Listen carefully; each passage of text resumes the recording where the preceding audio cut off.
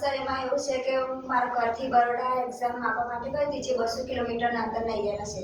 તો રાતના 1:30 વાગ્યાના અંદર હું ગોધરા બસ સ્ટેન્ડ ઊભી હતી, જે મારે ઘરે પહોંચવા માટે કોઈ વાહનની વ્યવસ્થા તે જોવા ન મળી. એટલે પછી મેં સામેના બોર્ડ પર મેં રાષ્ટ્રીય હિન્દુ સેનાનો જે હેલ્પલાઇન નંબર જોયો, તો મેં કોલ કર્યો, જેથી મને ત્યાંથી જવાબમાં અમને વાત કરી અને પછી મને મારા ઘરે સુધી પહોંચાડવા મદદરૂપ થયા, જેથી મને એવું લાગ્યું કે હું મારા ઘરે સુરક્ષિત પહોંચી ગઈ છું.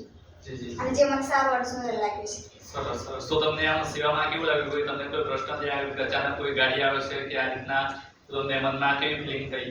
ના, એવા મને કોઈ ફિલિંગ નથી, પણ એવું થયું કે મારો જીવ બચી ગયો, જેથી આજુબાજુના એરિયામાં મને કોઈ એવું જોવા નહોતું મળ્યું કે જે મને સુરક્ષિત ઘરે પહોંચાડી શકે. જે હેલ્પલાઇન નંબર મેં કોલ કર્યો અને જે મને ઘરે સુરક્ષિત પહોંચાડી હતી, એનાથી મને મારા જીવને બી સંતોષ થયો અને મને એવું લાગ્યું કે હા, હું મારા સુરક્ષિત જગ્યાએ પહોંચી ગઈ છું. તો બીજા મહિલા બહેનોને આપણે તમારી વિનંતી કે આપણે પંચમહાલ, દાહોદ, મહીસાગર 3 જિલ્લા માટે રાષ્ટ્રીય વ્યવસાય કાર્યાલય ત્યાંથી ધ્રુવ આપો મહિલા હેલ્પલાઇન નંબર જાહેર કરીશ. તો આવી બીજી કોઈ પણ બેન દીકરીઓ ફસાયેલ હોય તો એમણે પોતાનું આઈડી પ્રૂફ મોકલવાનું રહેશે, આધાર કાર્ડ અને લાઈવ કરંટ લોકેશન મોકલવાનું રહેશે. તો અમારી ગાડી તમને તમારા ઘર સુધી પહોંચવામાં મદદરૂપ થશે.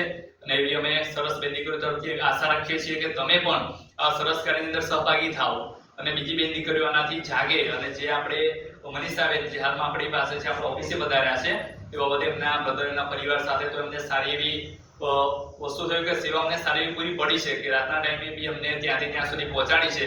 તો આ કામ અમે દરેક બેન દીકરીઓ માટે બી કરીશું ને હવે 3 જિલ્લામાં ચાલુ થઈ જશે મહિલા હેલ્પલાઇન નંબર. જય ગૌ માતા.